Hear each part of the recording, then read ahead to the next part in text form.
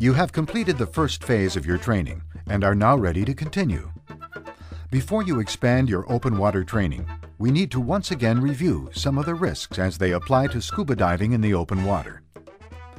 Anytime you enter the water to dive, there is the risk of an accident that may include injury or even death.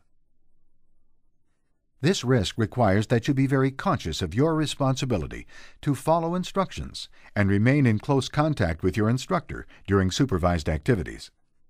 However, your safety is ultimately your responsibility, and your goal is to perform without depending on your instructor. Since the nature of some open water skills requires the instructor to give direct attention to one student at a time, there will be moments when you're out of the instructor's vision. As always, it is your responsibility to maintain contact at all times. Also, the instructor can only judge you by your performance. It is your responsibility to say how you feel. Let the instructor know if you're cold, sick, overheated, or tired. You should not participate if you don't feel well, and you should never say you're satisfied with your performance if you aren't. This video will show areas of risk in the open water, so you have a clear understanding of your responsibilities prior to signing the required forms.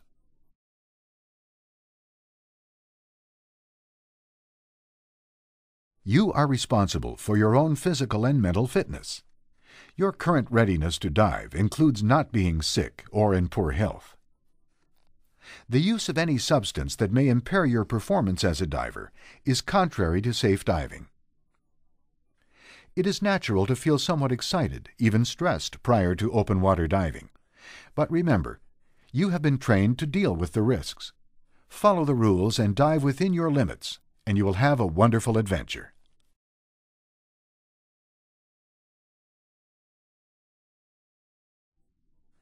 As your comfort and skills in the water now include scuba, you are now ready to further develop that same level of comfort with your scuba skills in open water. Risk cannot be totally removed from scuba diving or any other activity, but you can deal with it by learning to dive and by following the safe diving rules.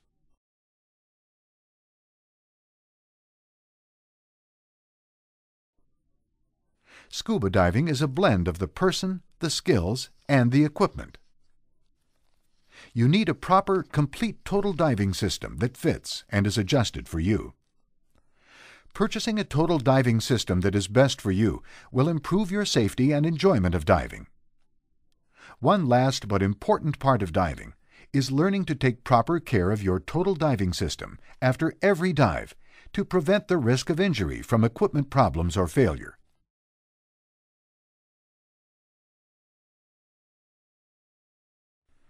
A special concern of scuba diving is the need to equalize your ears and sinuses as you descend underwater.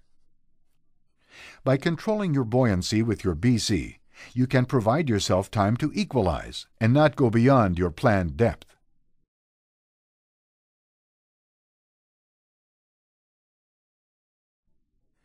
Breathing with scuba is best done in a slow, deep, relaxed manner.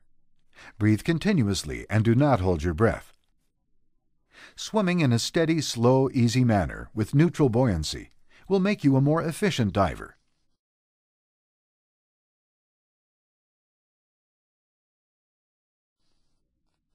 Another major concern of scuba diving is the possibility of having an overexpansion injury while ascending. By relaxing and breathing as you control your buoyancy, you can perform a slow and easy ascent. You need to look up, reach up, and proceed with care as you approach the surface. Otherwise, you might hit something, such as a boat, on the way up. Once on the surface, make your presence known to boaters. Be aware that you can see boats better than they can see you. Your understanding, your equipment, and your skills all help reduce the risks of diving. But remember that injuries can still occur.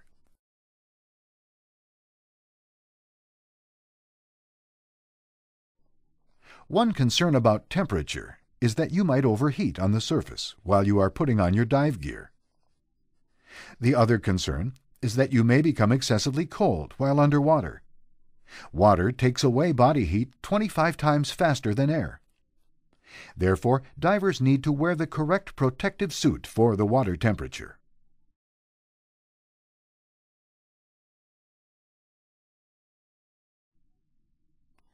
Decompression sickness is a problem that can occur even if you follow all the rules. This is something you need to know and understand. Time underwater is based on decompression needs, air consumption, and comfort. You need to plan your dive and monitor your air supply to avoid running out of air. An out-of-air situation could lead to panic and drowning.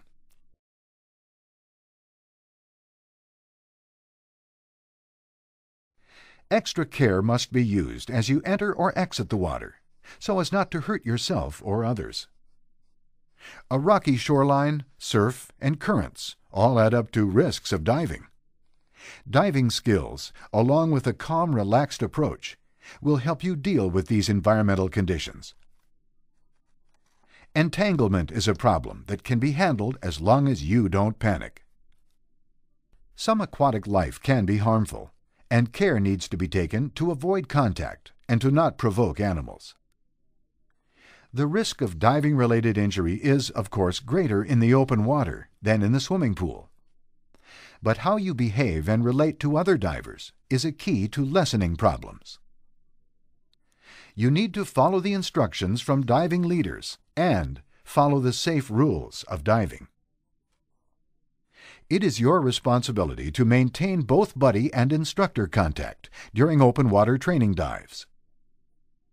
At the same time, only do those things to and with your buddy that you are comfortable with. You need to stay within your comfort zone. Keep your instructor informed of your needs, wishes, and concerns. The whole process of instruction will, therefore, go far better.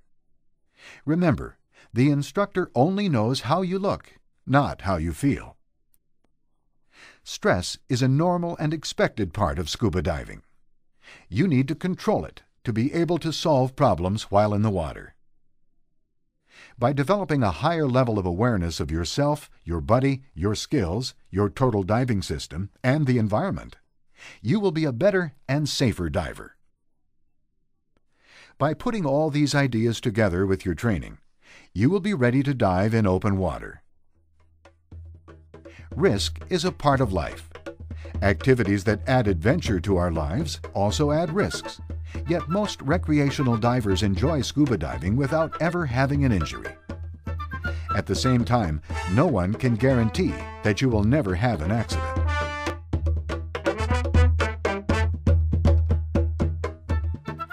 Scuba diving is an extremely interesting and enjoyable recreational activity.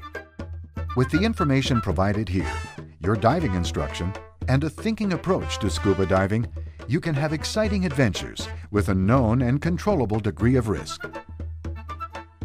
Now that you have been informed of the risks of scuba diving, you can go through the details of completing the necessary forms in which you acknowledge this information, so that you can proceed with your diving activities.